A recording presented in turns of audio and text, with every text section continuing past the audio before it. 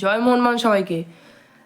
আর মাত্র দুদিন, হ্যাঁ বন্ধুরা, রবিবার থেকে সার্জিও লোবেরার তত্ত্বাবধানে প্র্যাকটিস শুরু করতে চলেছে মোহনবাগান সুপার জায়েন্ট। হ্যাঁ বন্ধুরা, এটাই জানা যাচ্ছে যে সার্জিও লোবেরার তত্ত্বাবধানে মোহনবাগান সুপার জায়েন্ট শুরু করতে চলেছে তাদের প্র্যাকটিস। হ্যাঁ বন্ধুরা, এটা কনফার্ম। তার মানে আমরা ইঙ্গিত করতে পারছি যে সার্জিও লোবেরার মতো কোচকে কেন সই করাচ্ছে, কারণ আইএসএল হবে, এটা কনফার্ম হয়ে গেছে। হ্যাঁ বন্ধুরা, আইএসএল হবে। আপনার সকল ইন্ডিয়ান ফ্যান্সদের জন্য একটা গুড নিউজ যে আইএসএল হবে।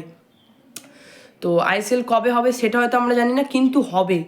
হয়তো ডিসেম্বরের শেষে নাও হতে পারে, কারণ নভেম্বরের স্টার্টিংয়ে করছে বলে আমার মনে হয় না যে এক মাস তো প্র্যাকটিস লাগবেই।